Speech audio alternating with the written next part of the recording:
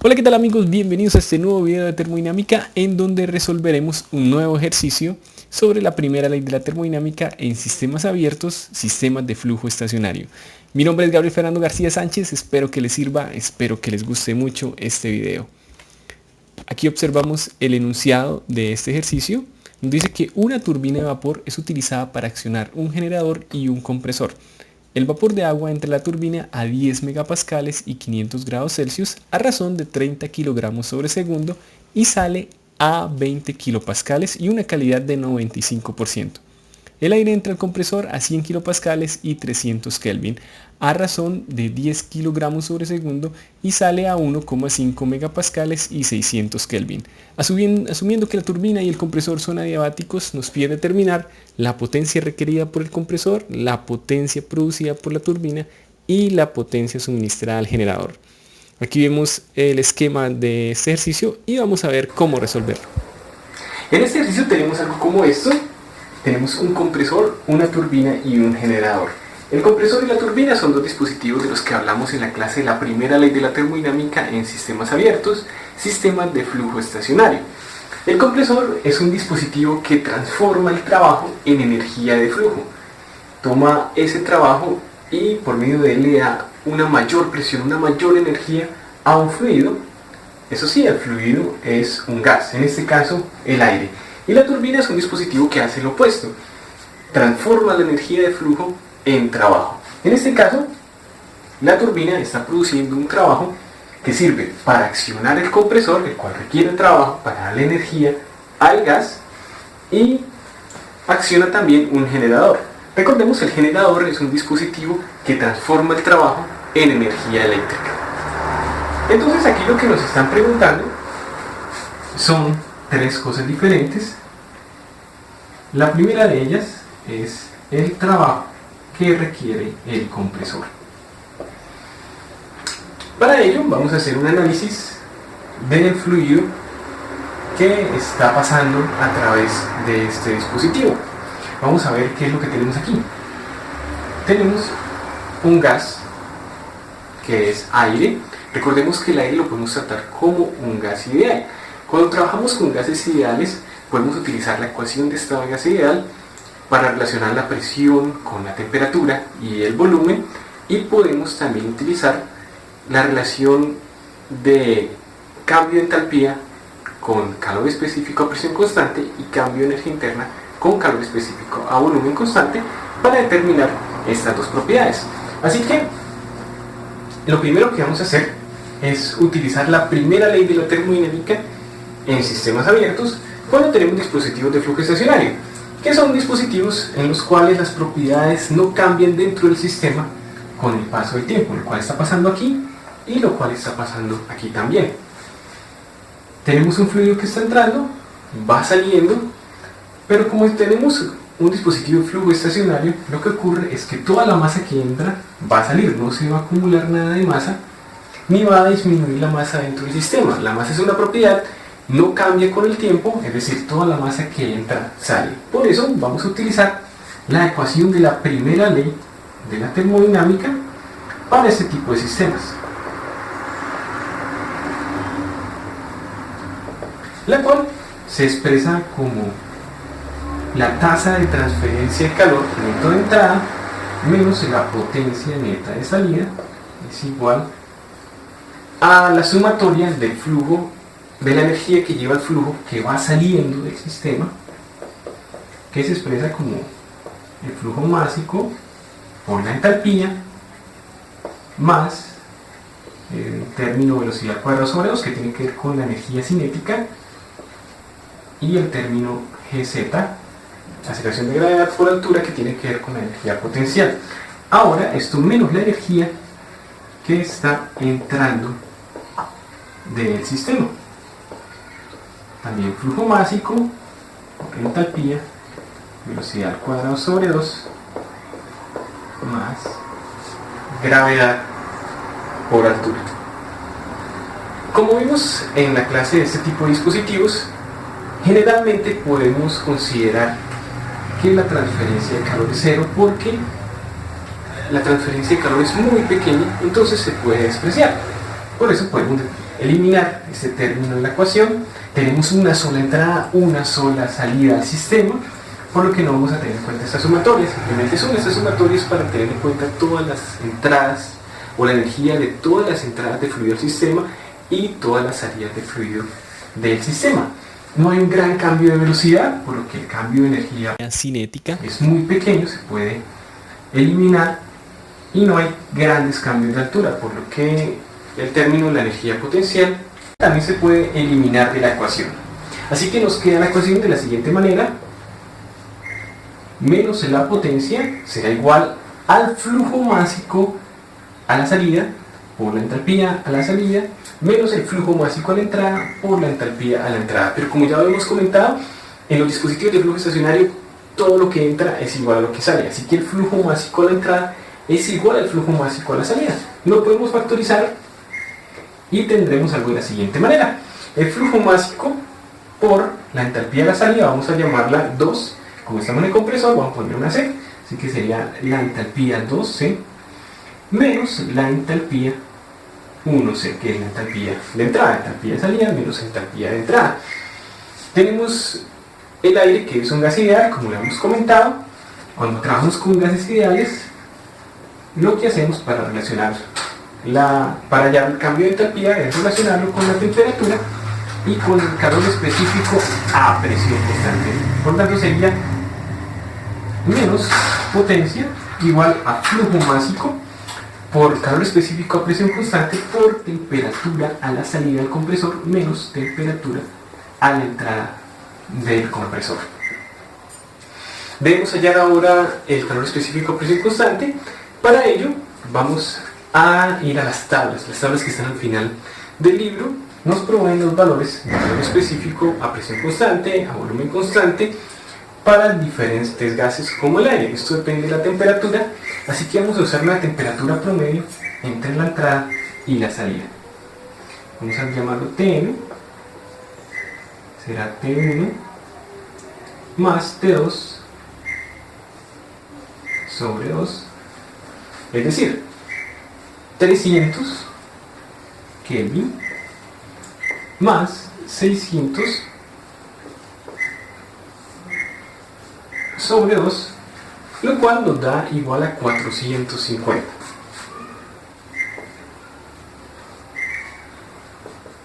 Ya con ese valor vamos a ir a las tablas y vamos a determinar el calor específico a presión constante. Vamos allí a las tablas y obtenemos un valor del calor específico a presión constante de 1,02 kJ kilogramo Kelvin.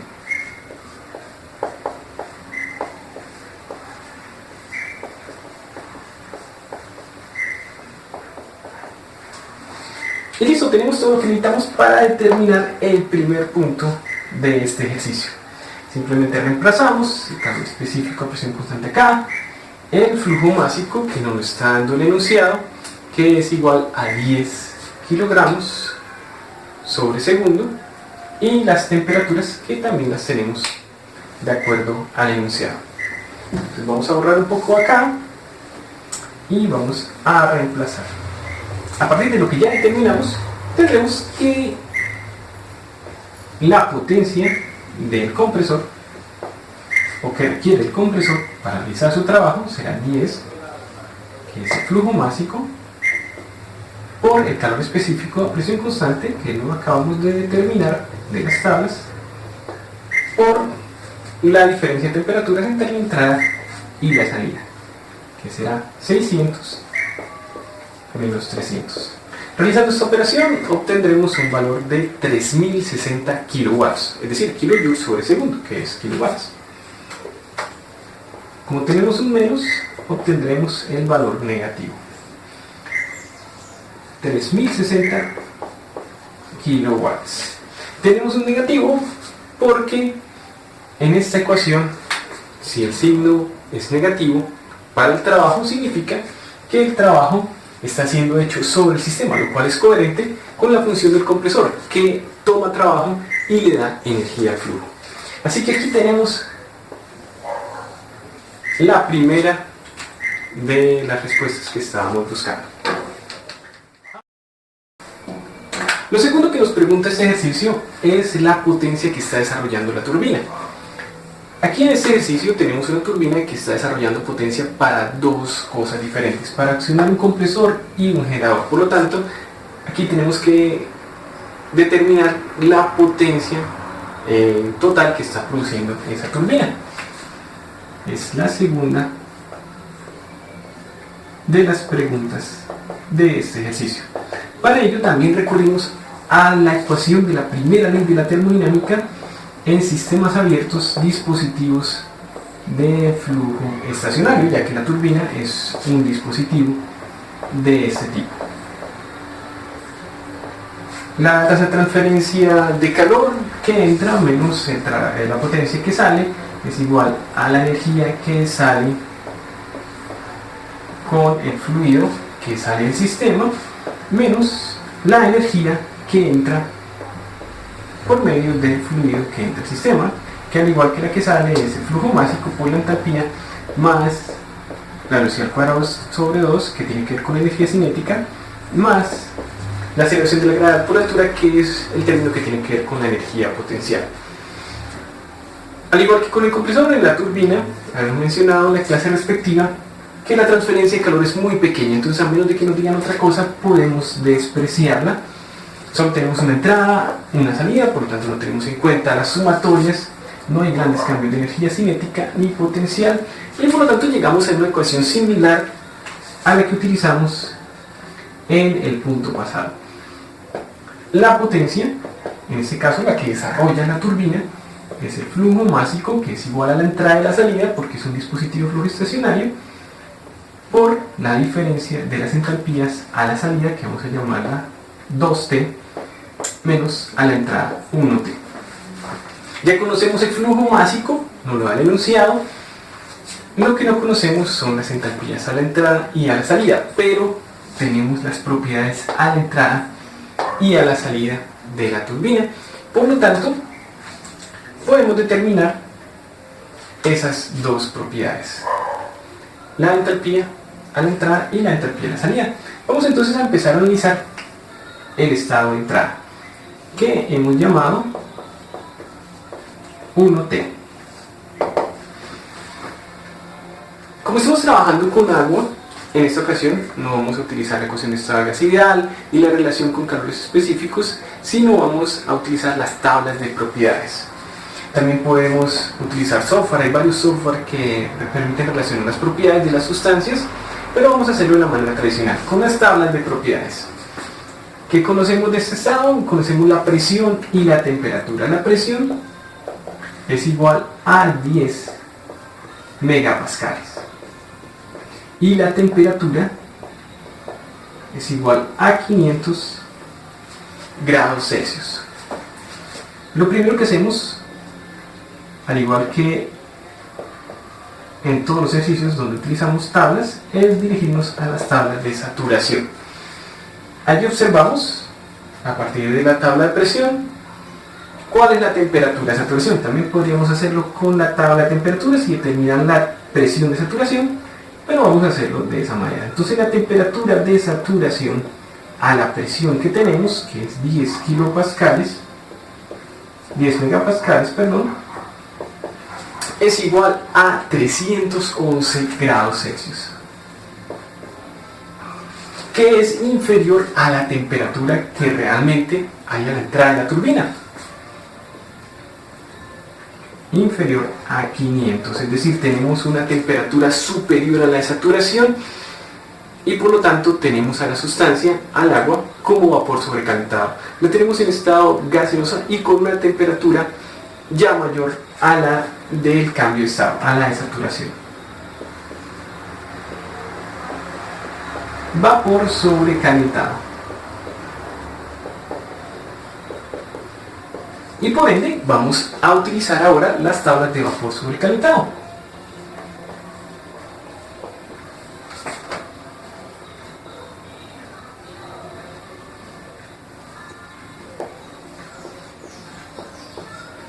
La tabla de vapor sobrecalentado, estas son muy sencillas de utilizar, simplemente Buscamos la presión, 10 megapascales, buscamos en esa columna la temperatura de 500 grados Celsius y ahí determinamos la entalpía del estado al que estamos buscando, que en este caso sería,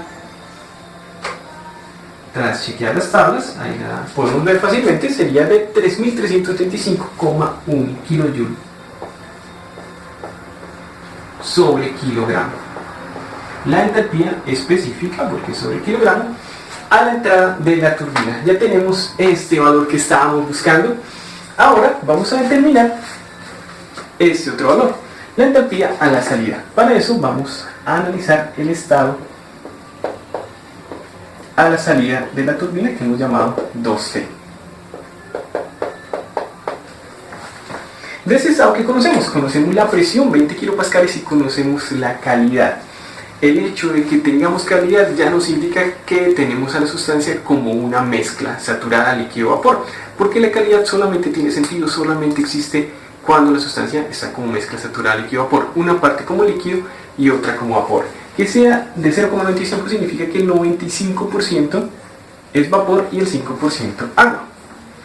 Y como está como mezcla saturada líquido-vapor, de una vez vamos a utilizar las tablas de saturación.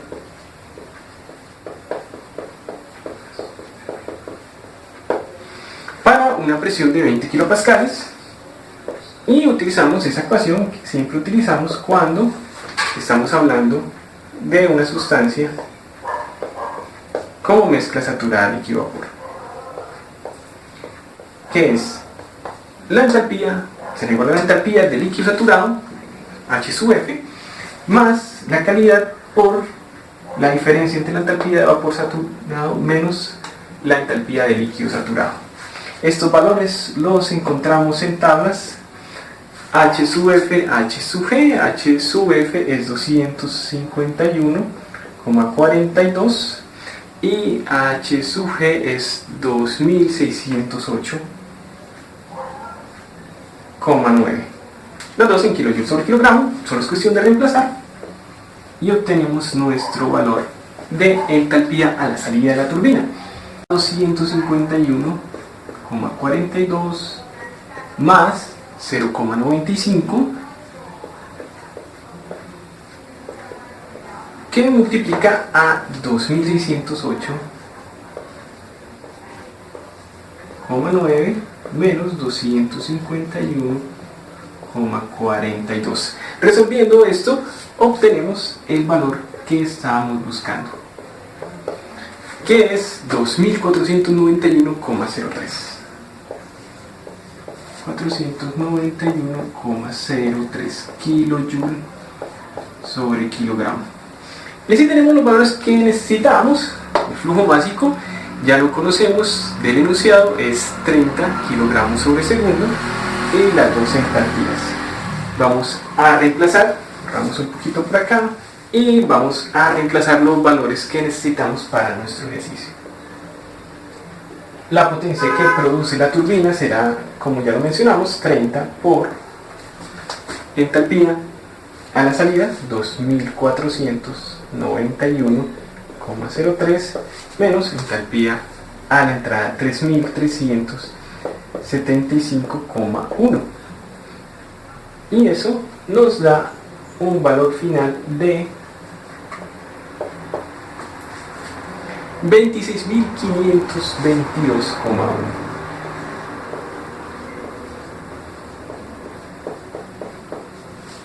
kilowatts. Y esta es la segunda respuesta que estamos buscando. Ahora simplemente vamos a determinar cuánta de esa potencia es la que se le suministra al generador. Como ya lo hemos mencionado, la potencia que desarrolla la turbina se va una parte para el compresor, una para el generador. Por lo tanto, la potencia de la turbina, esta potencia que acabamos de determinar, es igual a la potencia sub C, que fue la que determinamos en el punto 1, que es la del compresor, más la potencia sub G, que es la potencia que va al generador. Es decir, la potencia que va al generador será igual a la potencia de la turbina menos la del compresor. La potencia del compresor nos dio negativa porque iba para adentro, pero ese signo simplemente nos indica si está hecha sobre el sistema o está hecha por el sistema, pero en esta parte ya estamos trabajando con valores absolutos, por lo tanto ese menos no va a surtir ningún efecto en esta ecuación. Solamente reemplazamos los valores que ya conocemos, 26.522,1 menos la potencia del compresor, que lo hemos determinado en el punto 1, 3060. Y realizando esa operación obtenemos la última respuesta que estábamos buscando, 23.462,1 kilowatt, que es la potencia que se le está suministrando al generador. Y con esto concluimos nuestro ejercicio.